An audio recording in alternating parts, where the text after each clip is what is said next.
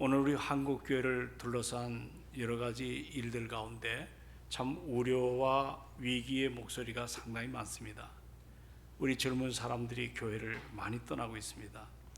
그리고 과거처럼 교회가 큰 영향력을 사회에 전반적으로 미쳤는데 요즘 그 영향력이 굉장히 약해지고 있습니다.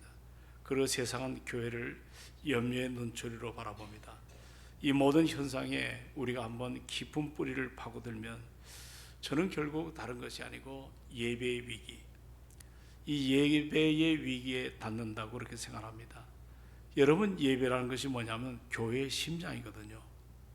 예배가 우리가 심장이 뛰지 않으면 온몸에 생기가 돌지 못하고 결국은 더 이상 돌이킬 수 없는 어려움을 갖게 됩니다. 우리가 드려지는 예배가 살아있지 않으면 신앙생활 전체가 어떻게 보면 형식에 가두어지고 그리고 그 큰 능력을 잃어버리게 되는 것입니다. 여러 가지로 우리는 참 예배, 구약에 보면 가장 싫어했던 그 예루살렘 저작거리가 찬송이 끊어지지 않고 늘 이처럼 주님 앞에 제단을 쌓는 그런 엄청난 일들이 있었지만 이것이 하나님 보시기에 너무도 합당하지 않기 때문에 내가 너희의 모든 너무 많은 재물을 먹고 또 그 너희의 많은 예배를 받았지만 내가 원하는 것은 너희들의 그 상한 심령이라고 그렇게 표현한 적이 있습니다. 우리가 신앙생활 하다 보면 나도 모르게 자꾸 우리가 형식화될 때가 참 많습니다. 그래서 어떤 면에서는 종교적인 의무감, 또 심지어는 오늘날 크리스찬 가운데는 문화생활의 일환으로 예배당에 앉아 있는데 정작 오늘 우리가 가장 소망하는 것은 하나님을 만나고, 자, 누구를 만나요? 하나님을 만나고 그분께 드리는 예배의 그 참된 기쁨, 그 능력을 우리가 상실한 것은 아닌지 오늘 한번 이 저녁에 우리가 좀 더 되돌아보는 시간이 되었으면 하는 마음이 간절합니다. 우리가 오늘 모처럼 계시록에 들어와 있는데 요한계시록 5장 11절부터 14절까지 말씀을 통해 이 사도 요한이 반모섬이라고 하는 유배지죠. 거기서 절망 가운데 있을 때 하늘에서 본 참된 예배, 하늘에서 본 그 참된 그 신령한 예배의 놀라운 광경 속에 여러분도 저도 한번 들어가 보기를 원합니다. 여러분, 본문을 기록한 요한 사도가 누구죠? 우리가 12명의 제자 가운데 가장 사랑을 많이 받은 제자 중에 한 분이죠. 우리 예수님께서 공생애를 감당하실 때 늘 지근 거리에서 사랑을 받았습니다. 그는 늘 그의 눈으로 우리 예수님께서 얼마나 사역의 현장에서 기도를 의지했는가, 이것을 누구보다도 요한 사도는 잘 아는 그런 삶을 살았습니다. 그리고 사도 요한은 배운 대로 살았습니다.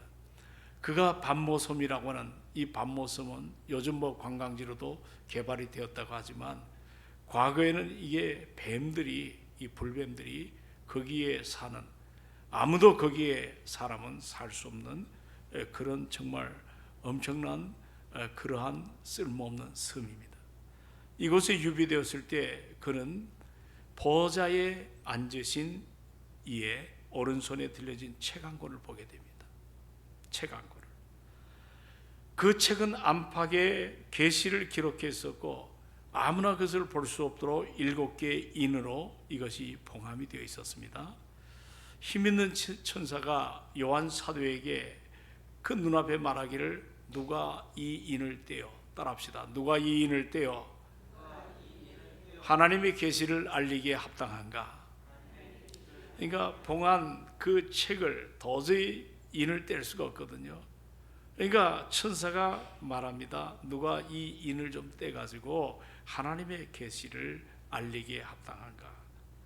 그런데 불행하게도 이 인봉된 계시의 책을 열어 요한에게 그 내용을 하나하나 알려줄 사람이 없는 거예요.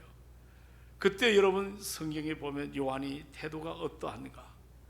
여러분의 예배자가 때로 알아들을 수가 없고 내가 깨닫지 못할 때, 내가 하나님의 뜻을 내가 분별하지 못할 때 여러분의 심정이 어떻습니까? 오늘 이와 같이 인봉된 그 계시의 책을 알 수가 없습니다. 누가 주지를 못합니다. 이러니까 그가 어떤 현상을 가졌냐면, 우리 오늘 5장에 포함된 3절과 4절을 다 같이 한번 읽어보도록 합니다. 3절과 4절, 계시록 5장 3절과 4절입니다. 다 같이 시작. 하늘 위에나 땅 위에나 땅 아래에 능히 그 두루마리를 펴거나 보거나 할 자가 없더라. 4절. 그 두루마리를 펴거나 보거나 하기에 합당한 자가 보이지 아니하기로 내가 어떻게 했다? 크게 울었다고 그렇게 표현합니다. 하나님의 계시를 알려주는 책이 봉인되어서 지금 요한 사도가 그 계시를 알 수가 없는 거예요. 그럴 때 요한 사도가 가진 태도는 뭡니까? 하나님의 뜻을 이해할 수 없게 된 자신의 무지입니다. 그 처지를 숙명처럼 받아들였습니까? 오늘 본문은 그렇게 소개하고 있지 않습니다. 내가 크게 울었다고 표현합니다. 이것은 원어상으로 살펴보면 이 울음은 단지 흐느낌의 눈물이 아니거든요. 그것은 소리를 내었습니다. 엉엉 우는 노 사도가 그 파도가 힘으로 치는 밤모섬에서 정말 펑펑 우는 그런 눈물입니다. 왜 그랬어요? 하나님의 말씀을 깨닫지 못해서 참으로 요한이 통곡을 하고 있습니다. 단 한 번의 부르짖음으로 끝나는 것이 아닙니다. 오랫동안 깊은 통곡으로 이어져 있음을 보여줍니다. 깨달을 수 없는 인봉된 그 계시의 말씀이 이것을 무엇으로 달래도 도저히 그칠 수 없는 통곡으로 이걸 알지 못하니까 그냥 우는 것입니다. 저는 한번 생각해 봤습니다. 그 장면을. 노사도가 파도가 바위를 때리고 여러 가지로 불뱀들이 가득 들려 있는 그 정말 황무지 같은 섬 안에서 성경이 인봉이 되어서 알지를 못할 때 그 답답함. 오늘 여러분이 예배를 드릴 때 때로 답답할 때가 있을 겁니다. 뭔가 여러분의 문제를 만날 때 답답할 때가 있을 것입니다. 그럴 때 그것을 답답하다 해가지고 그냥 포기하거나 그냥 멀리하는 것이 아니라 요한 사도는 그 답답함을 뛰어넘어서 알지 못하는 그 자기의 무지함, 그 연약함 때문에 그는 크게 울었다고 표현합니다. 갈급했다는 거죠. 밤모섬에 부딪히는 파도 소리보다 더 큰 오열을 이와 같이 보여주고 있습니다. 여러분, 그 요한 사도가 무릎이 어떻게 되겠어요? 일평생 그리스도의 복음을 위해서 살아왔던 백발의 노사도가 파도 소리밖에 들리는 것이 없는 이 외로운 섬에서 피 어린 통곡, 어린아이처럼 목 나오는 여러분, 그 모습을 한번 생각해 보십시오. 여러분, 언제 그런 통곡을 하셨나요? 여러분, 영적으로 믿음 생활을 감당할 때 우리 주님 내게 맡긴 사명, 내가 해야 될 일, 그리고 오늘 시대 앞에 내가 아무리 어려워도 힘들어도 부족해도 주의 기쁨을 위해서 내가 살아가야 될 하나님의 존재, 사명을 받은 존재임에도 불구하고 내가 그것을 살지 못할 때 내 자신의 부끄러움 때문에 여러분들 흐느끼며 통곡하며 저 깊은 성전에 들어가서 여러분들 그렇게 하나님 앞에 울부짖은 여러분, 그런 삶을 우리가 살아가나요? 지금 요한 사도는 어린아이처럼 인봉된 계시의 책을 알지 못해 이렇게 우는 이 모습을 오늘 저녁에 한번 생각해 보십시오. 요한 사도는 지금 교회가 수적으로 늘어나지 않는 그 여러 가지 상황을 보고 울고 있는 것이 아닙니다. 자기의 지위에 어울리는 대접을 받지 못해가지고 썩이 상해서 흐느끼는 그런 모습도 결코 아니었습니다. 그는 지금 자신의 명성을 잃어버리고 사랑하는 가족과 교인들의 곁을 떠난 외로움 때문에 그렇게 흐느껴 우는 것도 아닙니다. 그가 지금 울고 있는 이유는 단 한 가지입니다. 자, 뭐를 깨달을 수가 없었어요? 뭐를 깨달을 수가 없어요? 계시. 뭐를 깨달을 수가 없어요? 계시입니다. 히브리 말로 계시는 깔랏이란 말입니다. 자, 우리는 이게 성경이 이제 성령의 조명을 통해 66권을 완전한 계시로 우리가 다 볼 수 있잖아요. 근데 이 깔랏이라는 단어를 여러분에게 좀 쉽게 설명하면 제가 손수건이 있습니다. 이게 이 성경을 덮었습니다. 그럴 때 이 안에 있는 내용을 여러분이 다 봤지만 만약에 이 안에 있는 내용을 이 손수건이 가리었다면 그 내용을 알 수 있습니까? 없습니까? 없어요. 그래서 히브리어로 깔랏은 감췄던 걸 드러내는 이게 계시거든요. 그래서 수건을 필 때 여기 내용물이 뭔지를 아는 것처럼 우리가 하나님의 말씀, 이 인봉된 이 계시의 말씀을 지금 사도 요한이 알 수가 없으니까 이것 때문에 자기가 진리의 전달자로서 하나님 내게 주신 사명이 무엇인지 자기가 해야 됨을 분명히 알았음에도 불구하고 지금 자신이 지금까지 복음에 이런 여러 가지 열정으로 하나님 나라를 위해서 살았지만 복음의 고난 때문에 유배된 섬에서 이처럼 아무도 없는, 나갈 수도 없는 자기는 사명이 하나 있는데 이 사명을 감당하지 못하는 이 고통 속에 하늘의 계시를 봤는데 그 계시가 임몽이 됐습니다.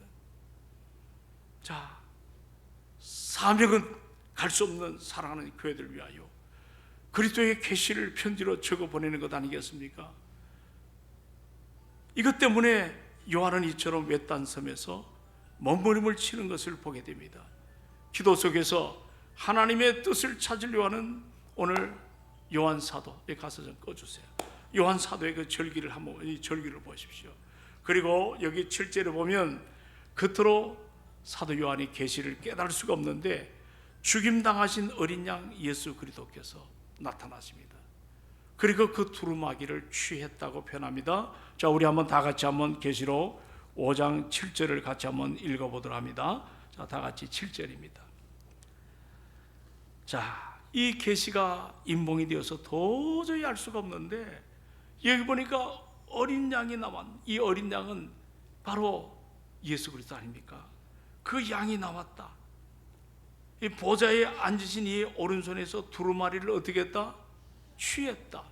이 두루마리는 임봉된 계시입니다. 하나님의 말씀입니다. 이거를 취했다라는 단어 한번 따라합시다. 취했다.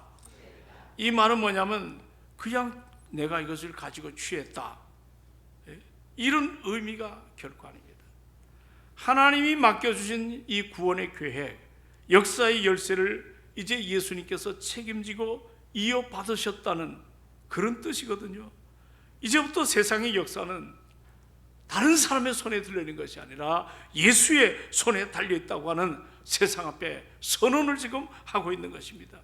여기서 요한은 하나님의 은혜 앞에 엄청난 이 깔랏, 이 계시를 보게 됩니다.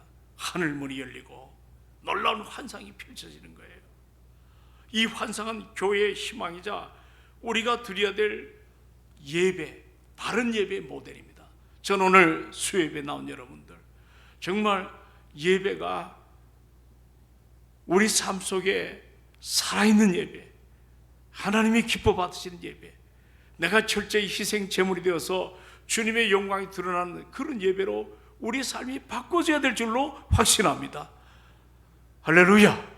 이 먼 거리까지 마다하지 않고 주 앞에 왔는데 오늘 이 두루마리를 주께서 취하셨어요.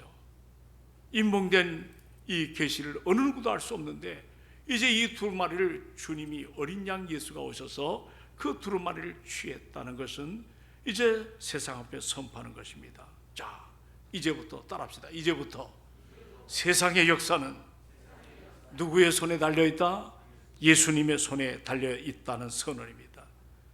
하나님의 놀라운 은혜 앞에 지금 엄청난 계시를 요한이 보게 됩니다. 하늘문이 열린 거예요. 하늘문이 열린. 바울은 이런 고백도 했어요. 내 눈을 열어 하나님의 신비한 것들을 보게 해달라 했어요. 다윗도 고백했습니다. 하나님, 내 눈이 열려져서 하나님의 놀라운 뜻을 알아가기를 원합니다. 오늘 여러분이 이 저녁에 나와서 내 눈이 세상을 바라보는 그 눈도 중요하지만 내 눈이 영적으로 좀 열려지기를 주의 이름으로 축원합니다. 하늘의 신비한 세계를 바라봐야 돼요. 이 예배당이 그저 의자 몇 개 있고 조명이 있고 이런 것을 보는 것이 아니라 이곳에서 내 영안이 열려질 때 하나님의 임재를 우리는 봐야 될 줄로 믿습니다. 구약의 성도는 그 은혜 앞에 다 섰잖아요. 그러니까 이사야 같은 사람은 자기 의를 가지고 예배당에 들어왔다가 하나님의 임재 그 영광 앞에 무너졌지 않습니까? 화로다 내가 죽게 되었다. 내가 부정한 중에 하나님의 영광을 보았다고 절규하는 모습을 보지 않습니까? 우리의 예배가 좀 달라지길 원합니다. 정말 내가 상한 심령으로, 내가 하나님 앞에 아무것도 아닌 존재로 예배당에 나올 때 하나님의 임재를 보게 되면 내 예배 자세가 분명히 달라질 줄로 믿습니다. 자, 이제 하늘의 영광을 본 거예요. 제가 좀 더 쉽게 5장을 좀 해석을 해드릴까요? 그 요한 사도가 반보섬에서 하늘의 영광을 볼 때 그 중앙에는 광채가 나는 빛나는 보좌가 높이 세워져 있습니다. 그 보좌 위에는 하나님께서 앉아 계시고 그 오른편에는 죽임을 당한 어린 양이 서 계십니다. 그리고 보좌 가까이는 이 네 생물이 자리 잡고 있는데 신비한 네 생물이죠. 이들이 하나님께서 창조하신 피조물을 네 생물은 대표하는 거죠. 그리고 네 생물을 둘러싸듯 24 장로들이 흰 옷을 입고 금관을 쓰고 둘러앉은 이 모습, 한번 이 모습을 상상해 보십시오.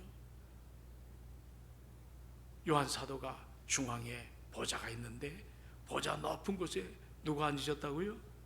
하나님께서 앉으셨습니다. 그리고 그 우편에 어린 양 예수가, 그리고 그 앞에는 네 생물이, 그리고 그 다음에는 24 장로들이 둘러싸 가지고 지금 천상의 예배를 요한 사도가 지금 보고 있습니다. 그리고 이 장면이 점점 확대가 되는 거예요. 하늘을 넘어서 땅 위, 그리고 땅 아래, 그리고 바다 위에 모든 피조물이 지금 등장하고 있습니다. 그리고 그들은 한 목소리로 지금 외치는 거예요. 보좌 위에 앉으신 이는 어린 양에게 찬송과 존귀와 영광과 권능을 세세토록 돌릴지어다. 그들이 네 생물이 하나같이 그들은 아멘 아멘 했습니다. 장로들은 엎드려 경배합니다. 이 장면은 저 하늘에서 드려지는 예배를 지금 우리에게 보여주고 있는 장면입니다. 그러면 하나님께서 자 보세요, 왜 사도 요한에게 이런 특별한 환상을 요한 사도에게 보여주었을까? 이 환상을 통해 가지고 어떤 메시지를 우리에게 주려고 하는 것일까? 오늘 이것은 한마디로 말하면 우리 한번 따라할까요? 참된 예배, 살아있는 예배, 하나님이 기뻐하는 예배, 이것이 어떤 것인가를 지금 우리에게 보여주는 거거든요. 우리가 얼마나 많은 시간 예배를 드립니까? 예배의 삶을 통해서 하나님을 영화롭게 드리고 내 자신의 죄를 철저하게 예배 시간에 회개하고, 그리고 주의 은혜 앞에 내가 잘못된 것은 이제 완전히 버려버리고 우리 주님이 기뻐하는 삶으로 살아가야 되겠다, 이런 결단과 세상에 잘못된 걸 단절하고 우리 주님이 기뻐하는 삶으로 예배 때마다 우리가 살아간다면 우리 삶이 얼마나 놀랍도록 달라질 수가 있겠습니까? 요한이 봤던 하늘의 예배의 그 교훈, 오늘 우리가 그 은혜 앞에 우리가 살아갈 때, 그래서 사도 바울은 로마서 12장에 보면 자, 하나님이 기뻐하시는 산제물로 너희를 하나님이 기뻐하는 산제물로 드리라, 이런 표현도 있지 않습니까? 자, 그러면 오늘 이 저녁에 참된 예배가 도대체 뭘까? 첫째는 예배의 태도입니다. 따라합시다. 예배의 태도. 여기 보면 11절 12절을 보니까 만만이요 천천의 압도적인 찬양이 나타납니다. 여러분, 예배에 참여하는 천상의 존재들이 얼마나 많습니까? 여기 11절 다 같이 한번 읽어보죠. 다 같이 11절 시작. 보좌와 생물과 장로들을 둘러선 많은 천상의 음성이 있으니 그 수가 만만이요 천천이라. 여기 만만이요 천천이라고 말하는 것은 한마디로 말하면 숫자를 셀 수가 있다 없다? 예, 셀 수가 없는 거예요. 그만큼 무수히 많다는 거예요. 근데 도대체 이들이 무엇을 하고 있는 거죠? 큰 음성으로 어린 양 예수를 찬양하고 있음을 믿으시기 바랍니다. 정말 장엄하죠. 그 찬양은 여러분 억지로가 아닙니다. 마지못해서도 안 됩니다. 이 찬양은 이루 헤아릴 수 없는 수많은 사람들이 부르는데 이걸 압도적인 열정과 이것은 헌신을 표현합니다. 제가 옛날 중고등부를 담당할 때 온누리교를 가봤어요. 목요 찬양 집회가 있었는데 사람들이 너무 많이 와가지고 중삼청으로 올라갔습니다. 올라가서 예배를 드리는데 말씀을 목사님이 전하기 전에 찬양을 하는데 찬양이 5분 10분이 아니에요. 1시간, 1시간 반. 그러니까 여러분 보십시오. 찬양을 몇 곡 해도 막 실증내는 사람 있잖아요. 근데 이 시간이 1시간도 넘고 하니까 몸이 비틀리는 우리 청년들, 학생들이 있었어요. 근데 우리 앞에 한 청년이 찬양을 하는데 온몸으로 부르짖어요. 1시간 넘게. 몰랐어요. 나중에 보니까 이 친구가 벙어리예요. 벙어리인데 전심을 다해서 찬양하는 거예요. 그때 우리 학생들이 깨달았습니다. 내가 얼마나 내 취향이 맞으면 찬양하고 내가 싫으면 찬양하지 않는 그게 아니라 존귀와 영광과 모든 것을 하나님께 올려드리는 그런 찬양의 의미가 그 벙어리 된 한 청년의 1시간이 넘도록 울부짖는 그 찬양을 통해서 깨닫게 되었습니다. 여러분, 우리가 요한복음에 보면 수가 여인이 있지 않습니까? 그가 정말 기구한 인생을 살았죠. 남편도 여러 사람을 바꿔봤지만 만족이 없고 동네에서는 왕따를 당하고 그 정말 여러 가지로 삶에 소망이 없던 여인이 이제 한 모금의 물을 구하기 위해서 남들 가지 않는 대낮에 야곱의 우물가에 물동이 하나 지고 올라가지 않습니까? 거기서 그는 예수를 만났잖아요. 그리고 처음에는 굉장히 불편한, 그리고 단도직입적으로 아주 짜증나는 목소리로 예수님을 요즘 우리말로 갈구었습니다. 그럴 때 예수님이 개의하지 않고 네가 먹는 물은 목이 마르지만 내가 주는 물은 목이 마르지 않은 영생하도록 그렇게 솟는 하나님의 샘물처럼 네 삶이 마르지 않을 것이다. 그 물 내게 달라고. 그때 우리 주님 바로 준 것이 아니라 내 남편을 데리고 와라. 회개를 시키는 겁니다. 바로 예배 장면입니다. 우리는 예배를 드릴 때 회개가 없습니다. 그냥 내 방식대로 피곤하면 자고 또 여러 가지로 자기 어떤 마음 안에 온갖 쓰레기 더미 속에 말씀이 전부 흐드러질 때가 많습니다. 사마리아 여인에게 영생의 물을 주시기 전에 네 남편을 데리고 와라. 가만 생각하니까 지금도 살긴 살지만 내 남편이 아니거든요. 회개가 일어납니다. 그리고 그 예배 가운데 자기 앞에 선 바로 그 예수가 그토록 그가 기다렸던 메시아라는 사실을 깨닫게 됩니다. 그리고 그 예배 가운데 응답이 뭐예요? 물동이를 내동댕이 칩니다. 그리고 자기를 괄시하고 자기를 천대하고 눈길 한번 주지 않는 산 아래 있는 자기 동네에 뛰어들어가서 그의 고백이 뭡니까? 너희들이 그토록 갈망했던 예수를 내가 만났다는 겁니다. 달라졌습니다. 그리고 쭉쭉 얘기할 때 사마리아인이 우리 예배는 저 그리심산에서 하는데 당신네는 그 예루살렘에서 하더이다. 그럴 때 장소를 구분하지 않지 않습니까? 그리고 그 유명한 얘기 요한복음 4장 23절과 24절에 보면 뭐라고 표현하죠? 자, 한번 요한복음을 다 펴보십시오. 여러분 이건 암송을 해야 됩니다. 요한복음 4장 23절 24절. 자, 얼른 누가 한번 찾으셨으면 한번 큰 소리로 읽어주시기를 바랍니다. 요한복음 4장 23절 24절.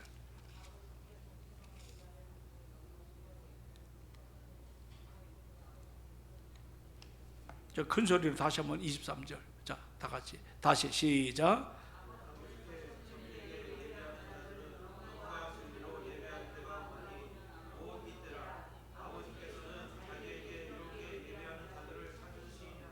24절. 아멘. 여기 참된 예배를 지금 주님이 소개합니다. 영과 진리로 예배할 때가 온다. 곧 이때라. 아버지께서는 자기를 이렇게 예배하는 자들을 찾으신다고 말씀하십니다. 하나님은 영이시니, 따라합시다. 하나님은 영이시니 예배하는 자가 영과 진리로 예배할지니라. 그러면 여기서 영은 도대체 뭘까? 우리의 영혼, 다시 말하면 우리의 가장 깊은 중심을 뜻합니다.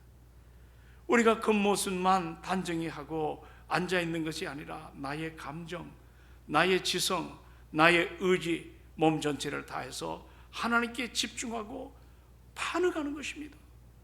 로마서 12장 1절에 보니까 너희 몸을, 따라합시다. 너희 몸을 하나님이 기뻐하시는 거룩한 산제물로 드리라. 그 다음에 바울은 이걸 뭐라 그랬죠? 이것이 곧 너희가 드릴 무슨 예배? 영적인 예배라고 말한 것처럼 우리가 예배당 안팎에서 우리의 삶 전체를 하나님께 드리는 태도가 바로 영으로 드리는 예배의 진정성임을 우리에게 보여줍니다. 오늘 이 저녁에 우리의 예배의 뜨거움과 진정성이 사라졌다면 오늘 그것은 나의 삶의 위기입니다. 내가 얼마나 착하게 앉아있는가, 내가 얼마나 예배를 빠지 않았는가, 그거 중요한 것 아닙니다. 정말 주님을 향한 갈급한 마음, 오늘도 말씀을 통해 내가 바꿔지기를 원합니다. 할렐루야. 이게 일어나야 되는데 자기의 도덕적 기준을 가지고 앉아있어요. 내가 적어도 이런 사람이다, 천만에요. 오늘 주님은 여러분의 여러분의 영혼 깊은 것을 터치하기를 원하시는 것입니다. 오늘 그것이 내 삶에 일어나지 않으면 내 삶에 위기가 나고, 그런 위기 속에 있는 사람들이 모인 교회는 점점 더 영적으로 침체가 될 수밖에 없다는 것을 깨닫게 됩니다. 그리고 또 하나 우리가 알아야 될 것은 진리로 드리는 예배가 뭘까? 따라합시다. 진리로 드리는 예배. 이 진리는 영어를 헬라어를 제가 동원하지 않겠습니다. 어떤 성실함, 정직성을 넘어선 성정적 의미를 갖고 있거든요.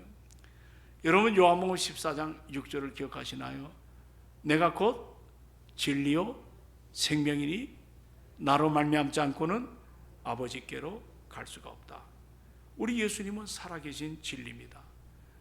우리는 예수님을 통해서 누구에게로 나갈 수가 있어요? 하나님께 나갈 수 있는 유일한 길. 따라서 진리로 예배 드리는 것은 우리 예수 그리스도의 그 십자가와 부활이라는 복음 사건 위에 우리가 굳게 서 있는 예배입니다.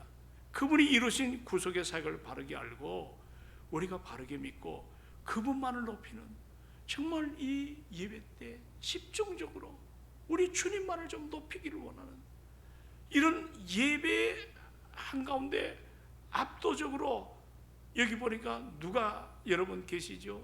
자, 다시 본문에 돌아와서 12절을 다 같이 읽도록 합니다. 자, 12절에 자, 다 함께 큰 소리 읽습니다. 시작. 큰 음성으로 이르되 죽임을 당하신 어린 양은 능력과 부와 지혜와 힘과 존귀와 영광과 찬송을 받으시기에 합당하도다 하더라. 아멘. 찬양의 대상이 누구예요? 죽임을 당하신 누구예요? 어린 양입니다. 바로 예수 그리스도입니다. 이것이 참된 예배의 중심을 말하거든요. 우리의 예배의 중심은 세상 가치나 나의 경험, 인간적인 감동이 아닙니다. 오직 십자가에 죽으셨다가 부활하신 예수 그리스도, 그 예수 그리스도만이 우리의 예배의 중심이 되시기를 주의 이름으로 축원을 드립니다. 우리가 이 시간에 여러분 성공, 또 물질의 복, 평안, 만족, 재미, 감동 예배에서 찾으려고 할 때가 많습니다. 이게 잘못하다가 보면 하나의, 이게 정말 하나님이 기뻐하지 않는 우리만의 놀이문화가 될 때가 많은 것을 알아야 됩니다. 여기에 합당하다는 말은 이게 영어로 보니까 월시라고는 가치라고 표현되어 있더라고요. 그러니까 여러분 다른 게 아닙니다. 우리가 하나님 앞에 진정으로 우리 삶을 집중해서 드릴 때 여기 7가지가 나오지 않습니까? 능력과 부와 지혜와 힘과 존귀와 영광과 찬송, 이 모든 것을 받으시기에 합당하신 우리 예수 그리스도, 그분은 나 하나를 구원하기 위해서 얼마나 많은 걸 희생하셨어요. 여러분, 그게 여러분의 삶 속에 실감이 나시나요? 예수가 나 때문에 죽으셨다는 거 실감 나시나요? 내가 도대체 누군데 그 엄청난 희생을 치르기까지 나를 사랑하셨는가? 우리가 늘 예배 때마다 그 십자가 그리고 그 부활을 우리가 잊지 않기를 주의 이름으로 축원합니다. 그리고 예배자의 자세에 대해서 나오잖아요. 13절로 14절에 보면, 자, 같이 한번 마지막으로 한번 읽어보죠. 13절 우리 한번 요한계시록 5장 다 같이 14절 2절을 봅니다. 시작. 내가 또 들으니 하늘 위에서와 땅 위에와 땅 아래 바다 위에서와 또 그 가운데 모든 피조물이 이르되 보좌에 앉으신 이와 어린 양에게 찬송과 영광과 존귀와 권능을 세세토록 돌릴지어다 하니, 내 생물이 이르되 아멘 하고 장로들은 엎드려 경배하느니라. 여러분, 예배에 누가 참여하죠? 모든 피조물입니다. 하늘 위의 천사들뿐만 아니라 땅 위에 있는 사람들, 땅 아래 죽은 자들, 그리고 바다의 모든 생물까지 온 우주가 예배에 동참하잖아요. 우리의 모든 삶의 순간이 세세토록 우리 주님 앞에 돌려지는 찬양이 되기를 주의 이름으로 축원합니다.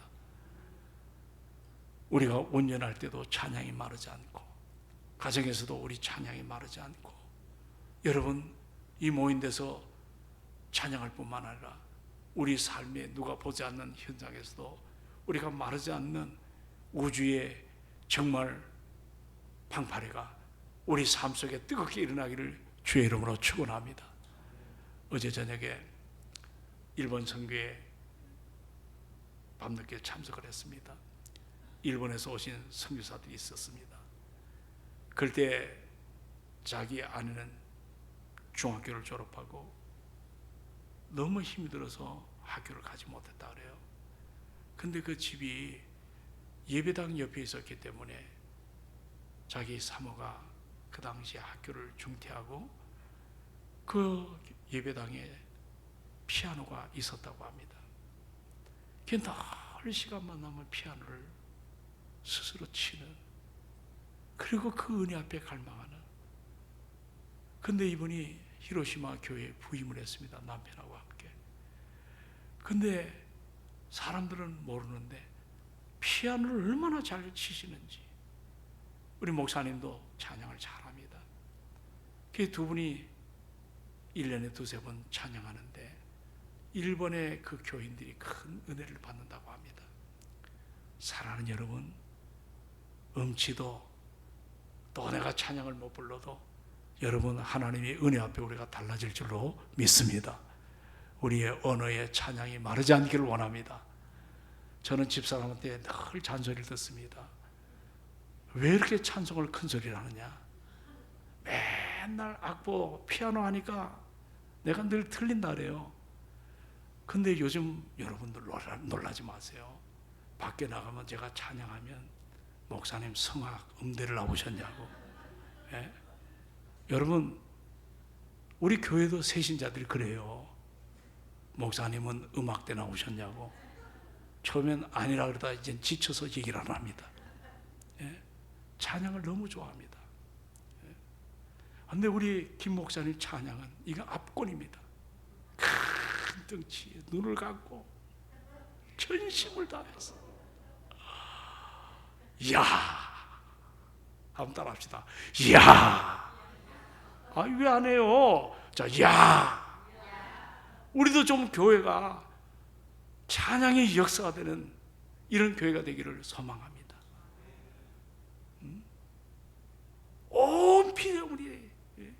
그리고 14절에 보니까 내 생물이 아멘, 장로들은 엎드려 경배합니다. 그렇습니다. 동의와 신뢰 고백 아니에요? 찬양의, 천상의 찬양이 온전히 보십시오. 예수님께 합당함을 마음으로 받아들이는 겁니다. 우리도 예배 중에 들려지는 말씀과 찬양에 전심으로 아멘 하시길 원합니다. 동성교회 부흥되기를 원하십니까? 여러분 왜 이렇게 아멘을 어디다 써먹으려고요? 예? 진짜 아멘 안 해요 우리 교회. 아멘 합시다. 그러니까 우리 집사람 들어가서 여보 아멘 합시다 강조하지 말고 할렐루야를 하라. 그러면 자동적으로 아멘이 나올 것이다. 근데 이것도 내가 잘 안 돼. 예? 그러니까 우리 집사람은 야당이요. 예? 그래도 요즘 내가 말 안 들으면 이제 밥도 못 얻어먹겠거든. 근데 사랑하는 여러분, 우리가 여기 장로들은 엎드려 경배하고 여러 가지 여기 좀 모든 것들은 찬양에 아멘하는 이런 모습. 자, 오늘 제가 왜 이 이야기를 여기까지 끌어오신지 아십니까? 전도에 대해서 하려고 지금 예배를 여기까지 끌고 왔습니다. 여러분, 예배가 무너지게 될 때, 따라합시다. 예배가 무너지게 될 때, 우리는 그 순간 하나님의 마음을 잃어버립니다. 예? 이때부터 우리는 영혼 구원에 대한 열망이 사라집니다. 다시 묻습니다. 예배가 무너지면 가장 먼저 무너지는 게 뭡니까? 하나님의 말씀을 깨닫는 통로가 막히게 됩니다. 예배는 하나님을 만나는 자리입니다. 그분의 심정을 아는 자리가 예배인데, 예배의 형식으로만 남게 되면 우리는 하나님, 그 하나 주님의 가장 깊은 자리, 곧 잃어버린 영혼을 갈망하는 애틋한 그 사랑을 우리가 깨닫지 못합니다. 한번 따라할까요? 예배와 전도는, 전도와 예배, 이거는 따로 국밥이 아니에요. 따로 떨어지지 않아요. 참된 예배자는 반드시 전도자가 될 줄로 믿습니다. 우리 하나님을 제대로 만난 사람은 그분의 마음을 알게 되고 그 마음을 바로 한 영혼 구원의 구원으로 진정으로 열정을 갖고 있기 때문에, 어젠가 그젠가 우리 한 장로님께서 태신자를 위해서 조그만 떡을 싸들고 사가지고 직접 집에 찾아갔는데 사람이 없는 거예요. 제가 그 이야기를 듣고 마음에 막 얼마나 깊은 감동을 받았는지. 우리가 사람을 태신자를 세웠으면 나중에 보면 지나면 그리고 아무 일도 없었다. 5년 차, 10년 차, 심지어는 20년 차 된 사람도 그리고 아무 일도 없었다.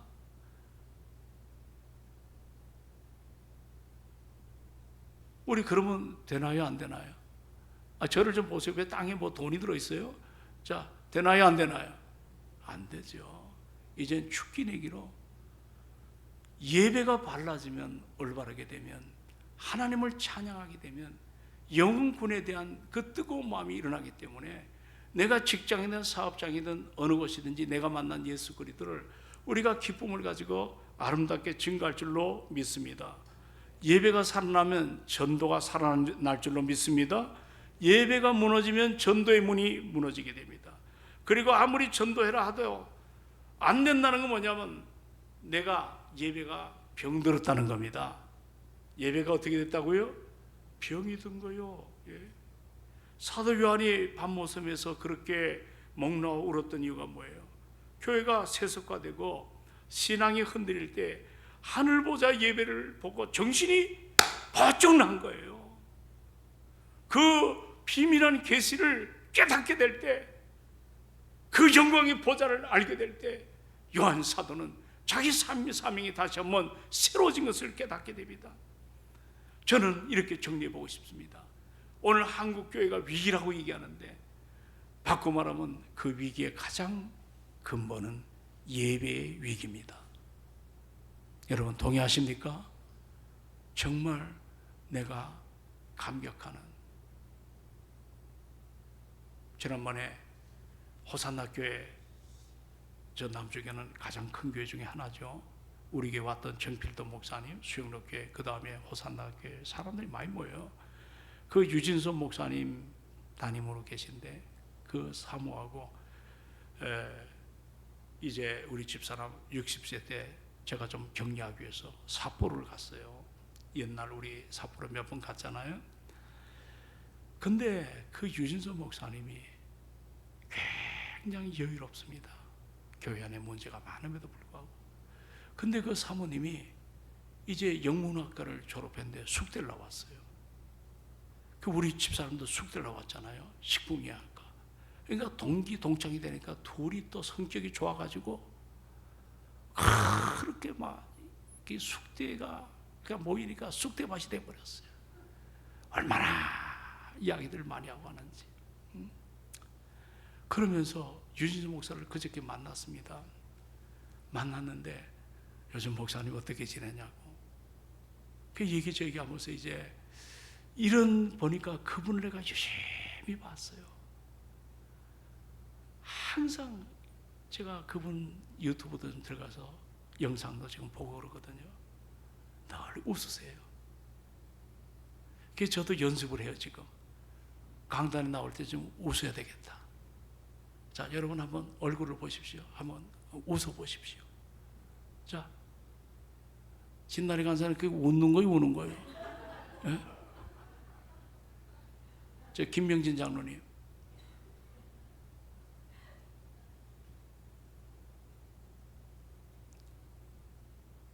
예배당의 꽃은 여러분입니다. 예배의 승리는 마음의 기쁨이 일어날 줄로 믿습니다. 그리고 웃음이 떨어지지 않습니다.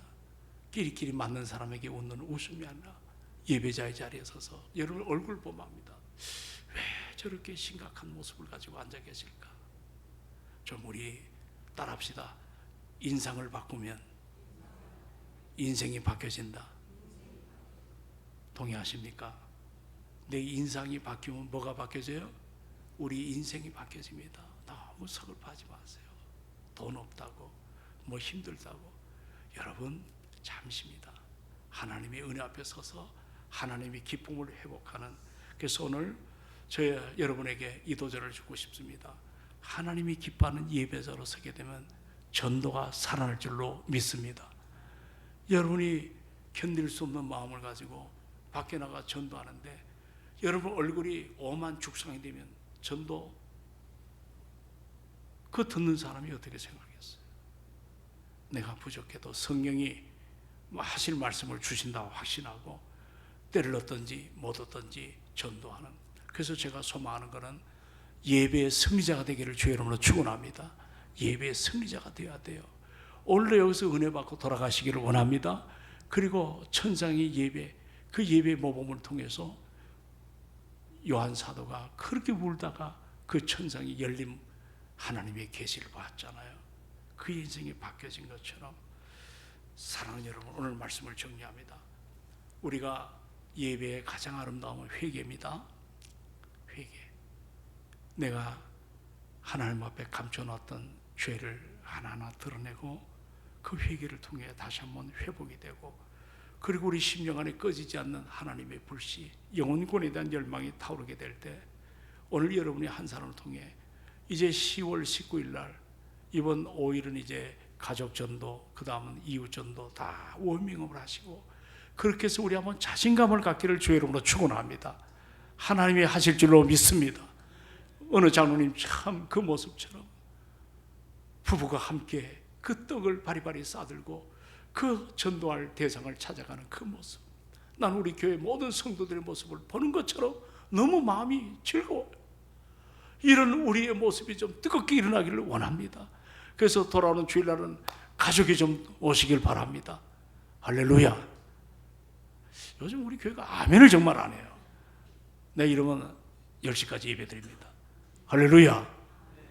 그리고 다음에 이웃 전도하고 이런 아름다운 모습으로, 그리고 19일 날은 이 자리가 메어 터질 정도로 수많은 사람들이 달려오는 그런 축제에 500명이 세신자가 들어오고 100명 이상이 결신하는, 여러분 이런 일이 얼마든지 있습니다. 할렐루야. 그런 소망을 끌어안고 우리가 나가기를 소망합니다. 이제 우리가 하나님 앞에 드려지는 이 향기로운 예배, 내 삶이 제물이 되어서 주의 마음을 좀 시원하게 해드리고 잃어버린 영혼 아름답게 주님 앞에 인도하는, 여러분이 안 된다고 하는 것은 여러분이 이제 하나님은 아니시거든요. 반드시 될 줄로 믿습니다. 그래서 오늘 수협에 예배 잘 드리면 전도가 일어납니다. 제가 오늘 말씀을 좀 이렇게 연관되어서 말씀을 드립니다. 예배가 살아있어야 돼요, 교회는. 그래서 응답이 일어나고 회개가 일어나고 감사가 일어나는 우리 이 시간에 찬양 한 장 같이 하시고 반주음 부탁합니다. 우리 한번 기도 제목을 놓고 우리 이 시간 기도하는 시간을 갖도록 하고, 우리 장로님들은